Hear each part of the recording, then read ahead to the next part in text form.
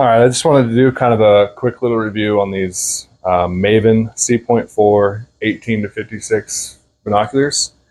There's really not, what I found when I bought them was there's really not a lot of reviews or YouTube reviews on these. And so I've had them now for 6 months and just thought I'd report back to you guys so that you can be a little more informed on your decision if you are thinking about getting something like this.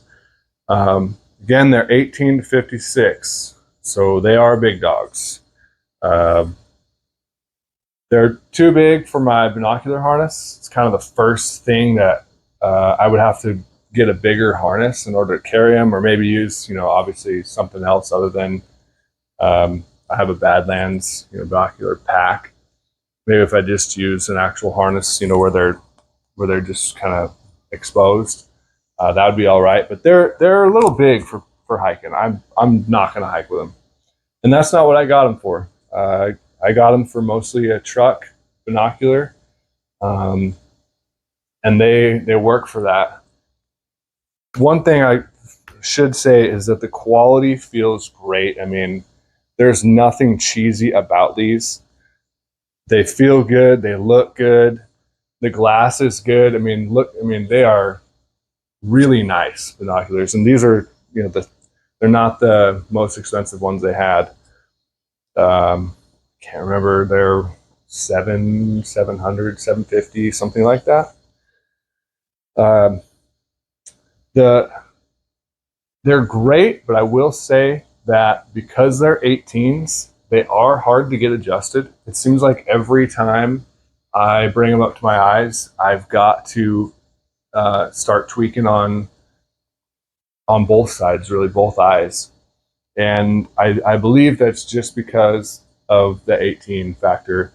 I actually called Maven and sort of asked about that, kind of wondering if it's me, if I don't know what I'm doing, or is it binocular? And they said that that's kind of the nature of the beast of 18s, is they're a little bit finicky to get adjusted. So they actually recommended, if I didn't like that, then maybe I should go down to the 15s, something that's a little bit more, had a little more tolerance.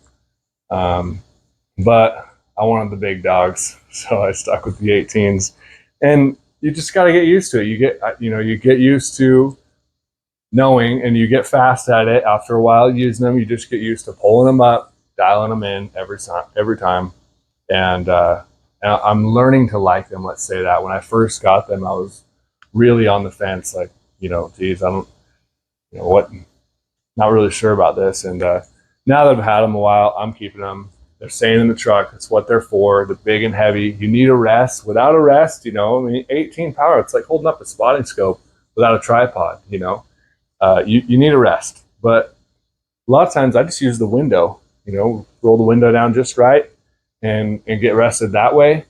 Or if I'm going to be out glassing for a while outside of the truck, then, the tripod is king. And get them adjusted right and actually spend some time. And they're great. They are way more comfortable than a spotting scope to be looking through for an extended amount of time. I mean, I find that with a spotting scope, I only look through it once I've already spotted a deer or whatever it is that I'm looking at. After I found it with binoculars, then I moved to a spotting scope. So that's kind of why I got these, is because a lot of times you're glassing, or I was glassing with my 10x42s a mile away, and that's not bad, but get a pair of these 18s and you're really doing something then. So yeah, my overall opinion is you're only going to get these if you plan on glassing from a tripod, plan on keeping them in your truck. I would not want to lug these around too much. They are big and heavy.